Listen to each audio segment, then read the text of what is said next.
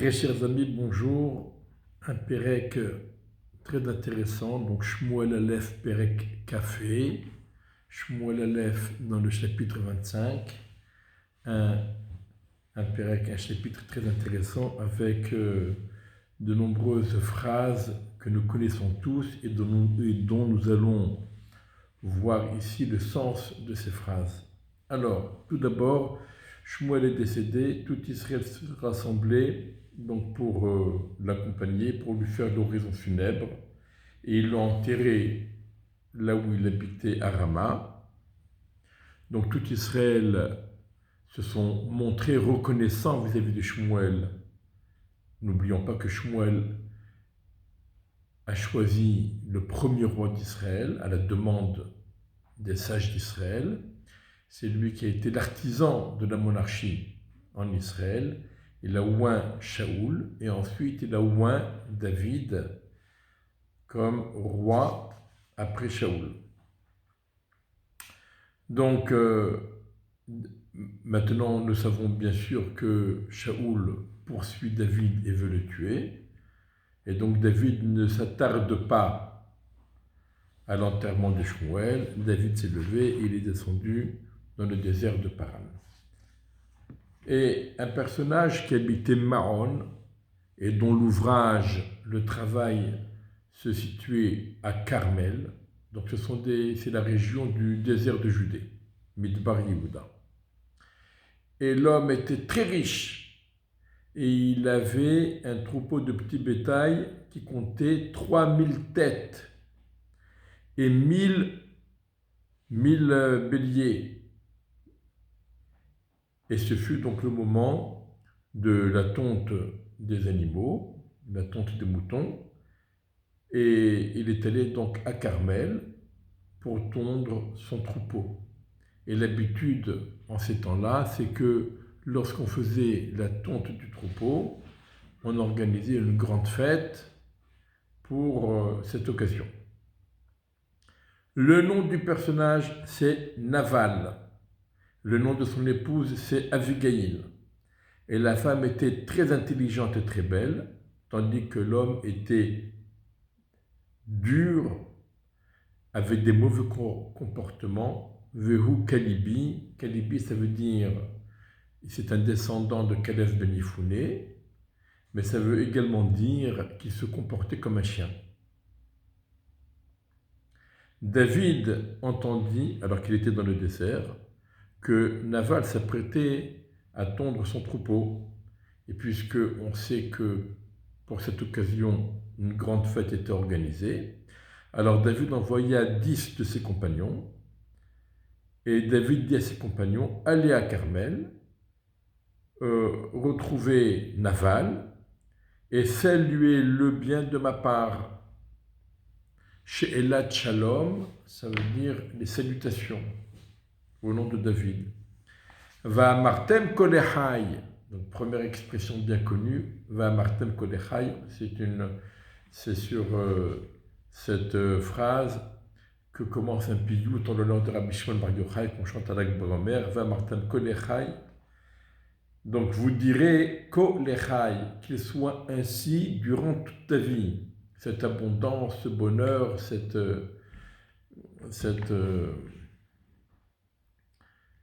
cet ouvrage qui fructifie ainsi pour la vie. V'ata shalom ubetecha shalom v'chol asher lecha shalom. Et que le shalom soit avec toi, le shalom soit dans ta famille, dans ton foyer, et que tout ce qui t'accompagne soit dans le shalom. Donc l'importance du shalom.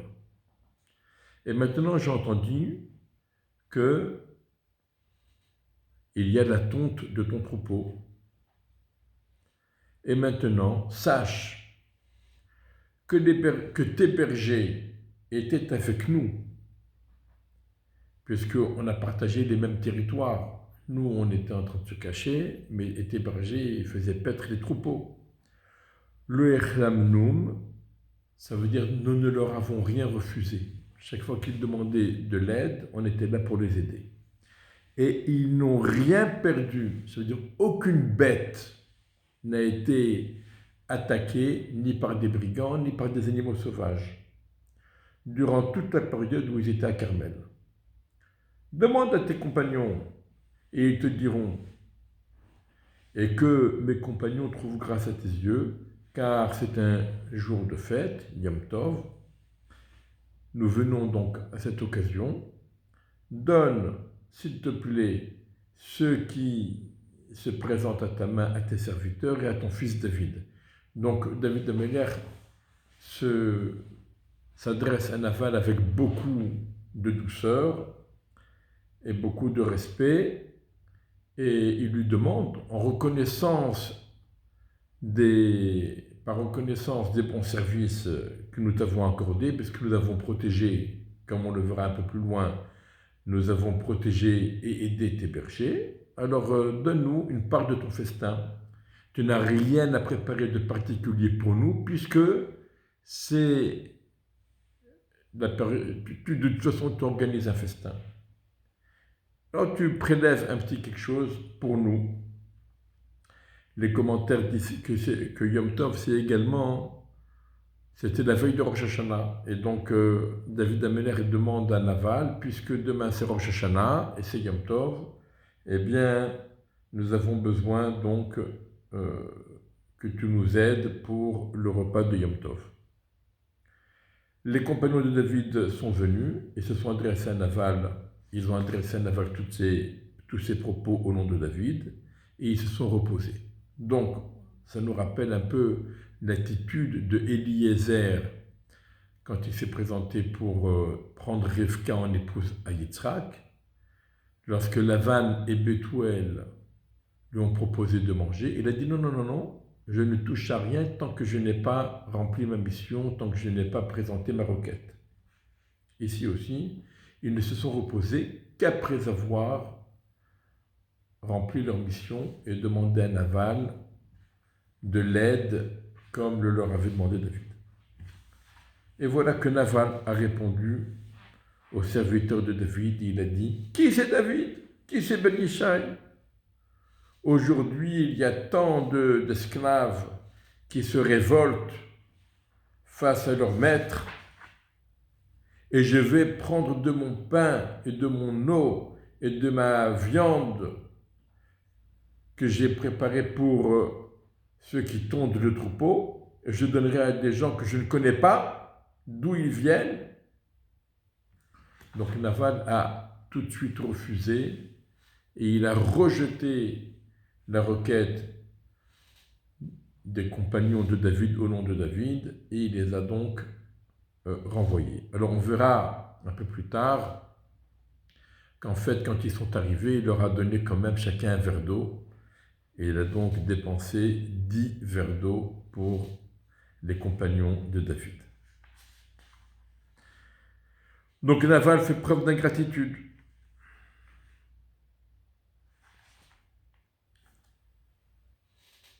Et il présente les choses comme un conflit social que l'on connaît de nos jours, lorsque les ouvriers se rebellent contre les patrons.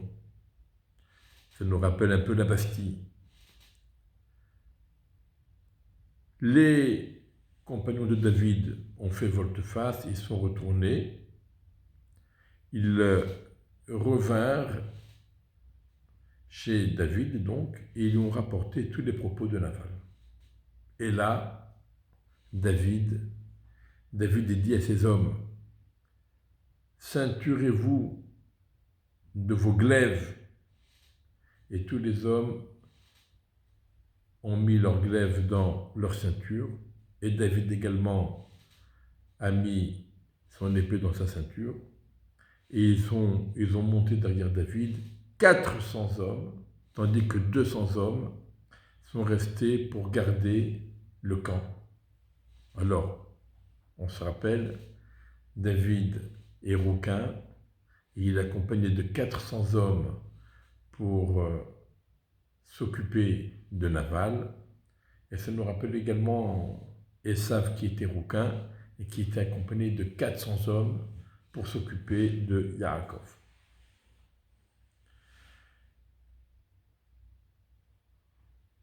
Abigail l'épouse de Naval. On a déjà dit que c'était une femme intelligente et belle. Donc, un des bergers de Naval a rapporté à Abigail ce qui se passe. Et il lui a dit, voici, David a envoyé des messagers depuis le désert pour féliciter notre maître, et il les a renvoyés. Vaïad même, c'est comme lorsqu'on fait fuir des oiseaux et ils s'envolent. Il les a fait fuir. Or, ces hommes ont été très bons pour nous. Ils ne nous ont jamais rien refusé. Quand on leur demandait de l'aide, ils étaient là pour nous aider. Et grâce à eux, aucune bête n'a jamais été perdue durant toute la période où nous les avons côtoyés dans les champs. Choma yualenu, c'était une muraille pour nous. Ils nous protégeaient de nuit comme de jour durant toute la période où nous avons fait paître le troupeau à leur côté. Et maintenant, sache, prends conscience et regarde ce que tu dois faire, car la menace, elle est sur notre maître et sur toute sa famille. Et lui, c'est un Ben Blial. On ne peut pas lui parler. Alors, certains expliquent que le Blial ici, c'est Naval. Ça veut dire on ne peut pas parler et raisonner avec Naval, car c'est un Blial, c'est-à-dire un voyou. Étymologiquement, Blial, ça veut dire sans joug, Bliol, sans joug. On ne peut pas lui parler. Si jamais on s'adresse à lui, il va nous renvoyer, il va nous punir, etc. Il y en a qui disent que ici, c'est une allusion à David Améler. Ça veut dire à David. David, il est tellement en colère qu'on ne pourra pas le raisonner, on ne pourra pas discuter avec lui. Abigail s'est dépêchée, elle a pris 200 pains et 2 outres de vin, 2 barils de vin, et 5 moutons, Rachid nous dit des moutons farcis, déjà cuits, prêts à la consommation, et 5 mesures de blé grillé, et 100 mesures de raisins secs, et 200 pains de figues. Elle les a placés sur les ânes. Elle a dit à ses compagnons, passez devant moi et moi je vous suis, j'arrive derrière. Par contre, à son mari Naval, elle n'a rien dit. Et ce fut, elle le chevauchait sur l'âne et elle descendait en cachette la montagne, tandis que David et ses hommes aussi descendaient à sa rencontre. Donc le point de rencontre était au fond de la vallée, qui était surplombée par 2 collines, et David descend le versant d'une colline, tandis qu'Abigail descend le versant de l'autre colline. Vatifgosh otam, et donc elle les a rencontrés. Abigail est arrivée à la rencontre de David et de sa troupe.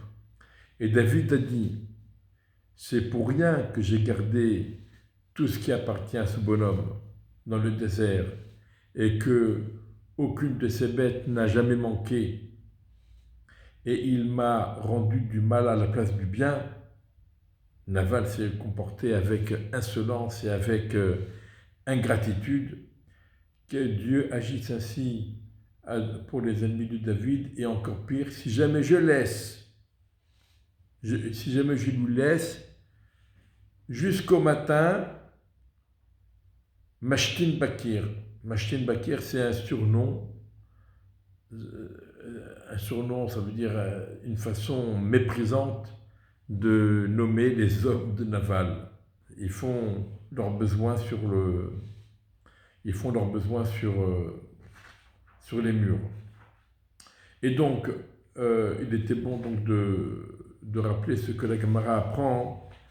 Lorsque David a pris cette décision de massacrer Naval et tout son groupe, David n'a pas pris la décision tout seul. Il a demandé à ses hommes qu'est-ce qu'ils en pensaient, Et il a laissé ses hommes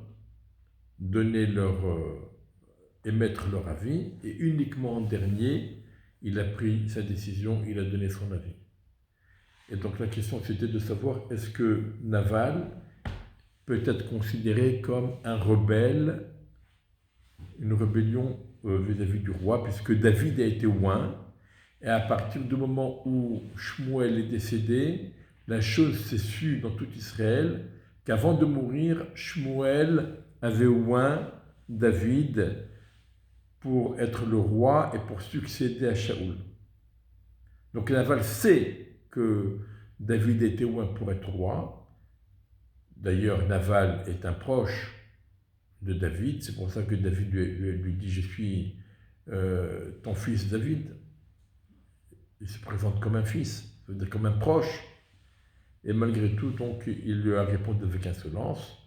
Et donc David a laissé ses compagnons donner leur avis en premier, avant de lui trancher, qu'effectivement Naval avait le statut de Mored Bemalchut, il se rebelle contre le roi, il mérite la mort. Abigail a vu David, elle s'est dépêchée, elle est descendue de l'âne, elle est tombée face contre terre devant David, et elle s'est prosternée devant lui. Donc Abigail fait preuve d'une très grande humilité et d'une très grande soumission. Elle est tombée à ses pieds, elle a dit « C'est de ma faute, mon Seigneur ». On va voir que durant son discours, qui est de 7 versets, durant lesquels elle parle, elle ne laisse pas David interrompre. Et durant ces 7 versets, elle va mentionner, elle va désigner David « Mon Seigneur, mon Seigneur, mon Seigneur ». Elle va répéter également le nom de Dieu à plusieurs reprises. Donc c'est un discours très fort et très poignant. Alors, on a encore une comparaison entre la rencontre d'Abigail et de David avec la rencontre entre Yaakov et Esav. Yaakov, pour éviter la confrontation et la lutte avec Esav, il lui a envoyé de nombreux présents et lui, il vient derrière les cadeaux. En premier, les cadeaux pour calmer la colère de Esav. Eh bien, Abigail a fait exactement la même chose. Elle a envoyé les cadeaux en premier à David pour essayer de le calmer. Et ensuite, comme Yaakov l'avait fait devant Esav, elle le fait devant David, elle se prosterne devant David. Que mon Seigneur, alors, c'est ma faute. Elle dit déjà, c'est ma faute. Et que ta servante te parle à tes oreilles. Donc là, on a un rappel entre Yehuda et Yosef. Quand Yehuda dit Yedebernav dechadavar beozne Adoni, que ton serviteur t'adresse des mots à l'oreille. Donc ici aussi, que ta servante te parle à tes oreilles et écoute les paroles de ta servante. Ne prends pas en considération, ne prends pas à cœur le comportement de ce voyou, car il s'appelle Naval et il est Naval. Et les mauvais comportements c'est son habitude. Il se comporte comme ça, c'est un voyou. Et moi, ta servante, je n'ai pas vu les compagnons de mon Seigneur que tu as envoyés. Je n'ai rien vu. Je n'étais pas au courant, je n'ai rien vu. Si j'avais vu à temps, les choses se seraient passées autrement. Et maintenant, mon Seigneur, donc, Abigail, elle jure par Dieu et elle jure sur la vie de David. Elle dit, rends-toi compte, par Dieu et par ta vie, qui t'a empêché, que Dieu t'a empêché aujourd'hui de tuer et de venger et de te venger par ta main, par toi-même. Et maintenant que tous tes ennemis et que tous ceux qui te cherchent du mal soient comme Naval. Donc, Abigail, elle a eu une petite prophétie, Naval va mourir, et donc elle dit que tous tes ennemis meurent comme Naval. Et maintenant, voici ce cadeau que ta servante a apporté à mon Seigneur, et qu'il soit accordé pour les compagnons qui accompagnent mon Seigneur. Supporte la faute de ta servante, et car Hachem va agir, Dieu va agir envers mon Seigneur, et il va te donner une maison fidèle, ça veut dire une dynastie. Car mon Seigneur lutte les batailles de Dieu, donc tu luttes contre les ennemis d'Israël, tu luttes contre les Pélishtim, et que aucun mal ne puisse se trouver chez toi de toute ta vie. Ne salis pas ta main à tuer des Juifs. Ce n'est pas les Juifs qu'il faut tuer, ce n'est pas contre les Juifs qu'il faut se battre, c'est contre les vrais ennemis d'Israël. Un homme s'est levé pour te poursuivre et pour attenter à ta vie, donc c'est Shaoul. Mais Akadosh Baruch Hu, toi-même, tu as eu l'occasion de te défendre et de le tuer, et tu ne l'as pas tué, tu l'as simplement coupé un bout du manteau, comme on l'a vu dans le chapitre précédent. Eh bien, continue comme ça, et par le mérite que tu ne tueras aucun juif. L'âme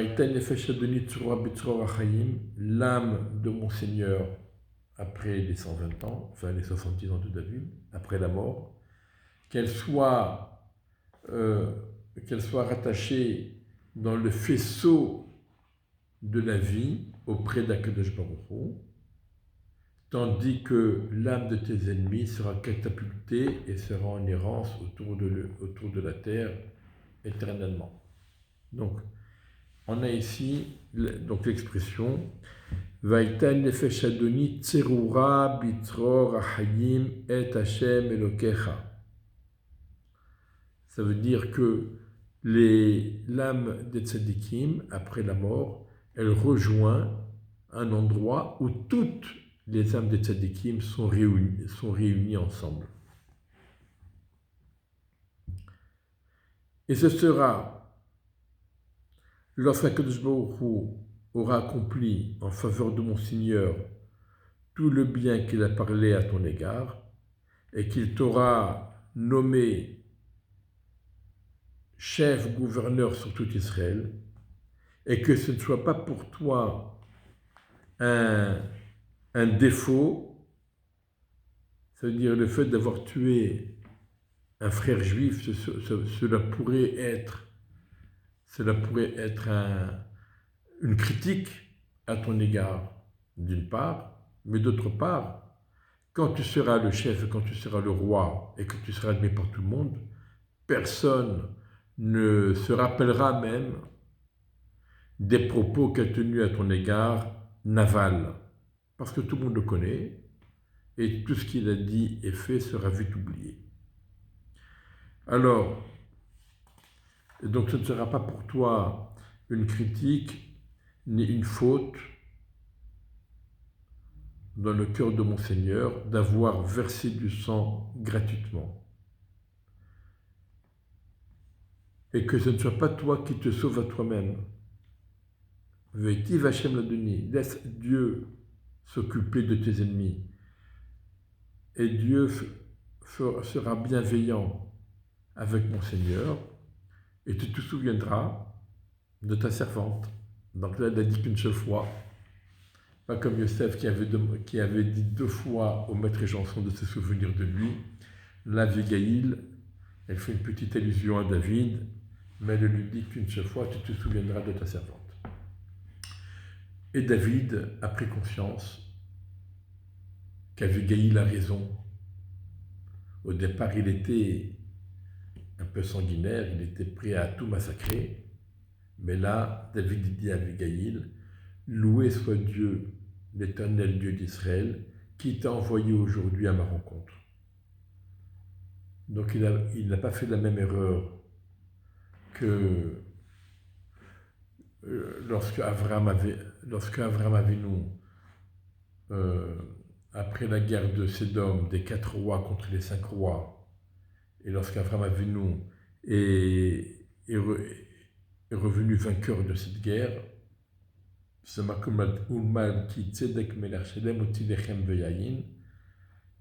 Melchizedek avait donc organisé un grand repas, il a béni Abraham, et ensuite seulement il a béni Dieu.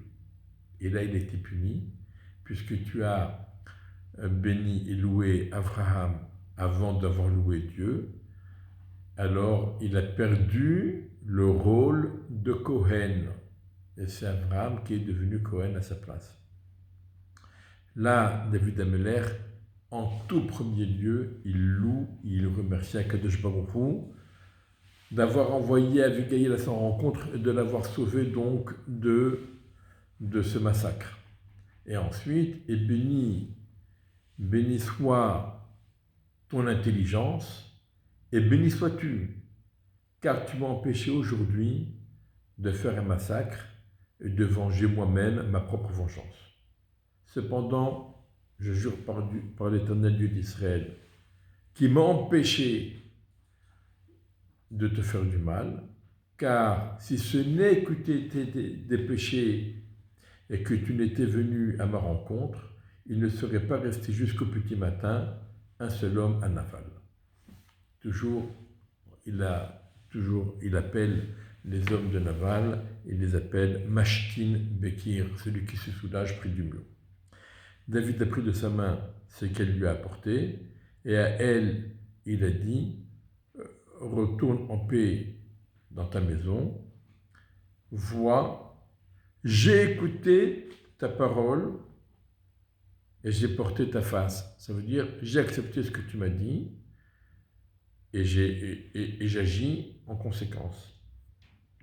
Abigail est revenue chez Naval, et voici qu'il y avait dans sa maison un grand festin comme un festin royal, et le cœur de Naval était très bon sur lui, il était donc très joyeux, et il était complètement ivre, complètement saoul, et donc il ne lui a rien dit, ni petites choses, ni grandes choses, jusqu'au petit matin. Ce fut le matin, lorsque Naval a dessoulé, sa femme lui a raconté toutes ces choses-là, tous ces événements, qu'elle a apporté un présent à David et qu'elle a sauvé la situation. Et alors, Vayamot libo bekirbo, vehu aya le'aven. Son cœur est mort en lui-même et il est devenu comme une pierre. Il a été paralysé, tétanisé, paralysé, pétrifié. Il s'est senti mal, arrêt cardiaque. Donc, pourquoi? Première explication, tu as donné tellement de choses à David. Il n'a pas supporté l'énorme offrande qu'Abigail avait apportée à David. Deuxième explication, il a eu peur que malgré tout, David devienne se venger de lui et ne le massacre. Troisième explication également possible, il a eu peur que Shaoul ne lui afflige le même châtiment qu'il l'a affligé à la ville de Nov, parce que le Kohen Gadol avait donné à manger à David, même il avait un peu de pain, 5 pains, c'est tout, et Shaoul est venu et il a massacré toute la ville. Et maintenant que Abigail a donné un présent tellement extraordinaire à David, peut-être que Shaoul va venir, va tout massacrer. Donc en tout cas, Naval est tombé pétrifié. Ce fut au bout de 10 jours, Dieu a frappé Naval et il est mort. Alors, pourquoi 10 jours? Première explication, on était dans le deuil de Shmuel. Et Akadosh Baruch Hu ne voulait pas qu'en même temps qu'il y ait le deuil de Shmuel qui était un tzaddik, que l'on fasse également le deuil de Naval qui était un rachat. Dieu ne voulait pas qu'il y ait de superposition entre ces deux événements. Le deuil du tzaddik et le deuil du rachat. Alors, et 3 jours, parce que c'est marqué Vayigof. Vayigof, ça vient du mot Magefa, une épidémie. Donc, Naval est tombé malade pendant 3 jours, c'est ça qu'on appelle une épidémie, et ensuite il est mort. Deuxième explication, comme nous l'avons dit précédemment, on était à Rosh Hashanah, c'est la période de Rosh Hashanah. Et donc, Dieu a entendu Naval pendant les 10 jours à Seret Yom Teshuvah, 10 jours de pénitence, pour lui donner l'occasion de faire Teshuvah, de se ressaisir et de faire Teshuvah. Il n'a pas fait Teshuvah, il est mort. Et troisième explication, comme on l'a vu précédemment, Naval avait accordé un verre d'eau à chacun des compagnons de David. Ça lui fait 10 verres d'eau, puisqu'ils étaient 10 au départ, donc 10 verres d'eau. Donc il a eu droit, en récompense, 10 jours de suspens. Et il est mort. David a entendu que Naval est mort, et il a dit « Loué soit Akadosh Baruch Hu, qui a lutté ma lutte, et qui a vengé ma honte de la main de Naval, et qui a sauvé son serviteur, donc moi David, Dieu m'a sauvé de faire du mal, et le mal de Naval, Dieu le lui a rendu sur sa tête.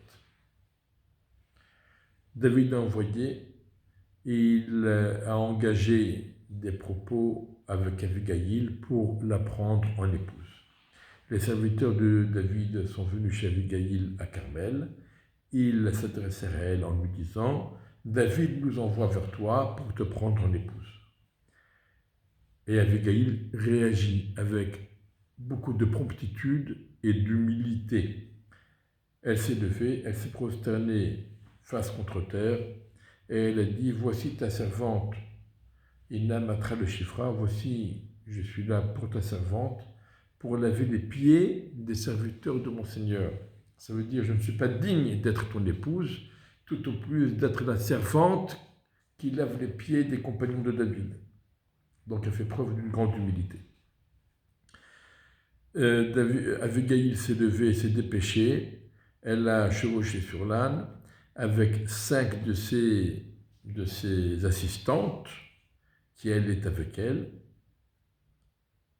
Elle est allée à la suite des émissaires de David et elle fut pour lui une épouse. Donc David s'est marié avec Abigail. Mais il s'est marié avec une autre également. Et David a pris Achinoam de Israël. Donc David sort de la tribu de Juda. Il va prendre une femme de Israël. Et donc, on voit déjà que David veut ne pas être uniquement sur Yehuda, mais il veut s'étendre un peu sur les autres tribus d'Israël. Et elles furent toutes les deux également des épouses de David. Pourquoi ça veut dire toutes les deux également? À part Michal, la fille de Shaoul, qui aimait David et qui était mariée à David. Seulement voilà. Et Shaoul a donné Michal, sa fille, qui était en vérité l'épouse de David. Shaoul l'a donnée à Palti ben Naïsh, qui venait de Galim. Pourquoi? Shaoul a considéré que les kiddushim de David n'étaient pas valables. Et donc, il a considéré que Michal n'est pas mariée à David, puisque les kiddushim n'étaient pas valables, et il s'est permis de la donner à Palti ben Naïsh. Un peu plus loin, on verra que ce personnage est appelé Paltiel. Et la Gemara nous dit Paltiel, c'est Palti. C'est le même personnage, mais on l'appelle Paltiel parce que Dieu l'a sauvé de la faute. Effectivement, la Gemara dans Sanhedrin nous rapporte que lui, Palti, savait très bien que les kiddushim de David pour Michal étaient tout à fait valables. et que donc Michal est l'épouse légitime de David, et elle lui est interdite. Alors il ne pouvait pas s'opposer à la volonté de Shaoul, et donc officiellement et à l'extérieur, ils se sont présentés comme époux, mais dans leur intimité, Palti, il a mis une épée et il a dit celui qui commet une faute, que sa tête soit coupée par cette épée.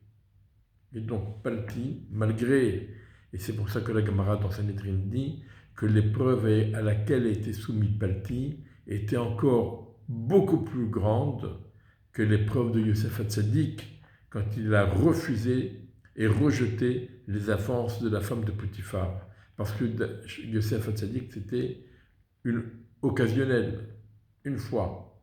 Alors que Michal et Palti, ils vivaient ensemble dans la même maison, avec la prétention de Shaoul qui considérait que les Kiddushin de David n'étaient pas valables. Donc Palti aurait très bien pu faire tout ce qu'il voulait. Mais malgré tout, il a surmonté cette épreuve et il n'a pas touché à Michal. Et la suite, la prochaine fois, Bezrat Hashem.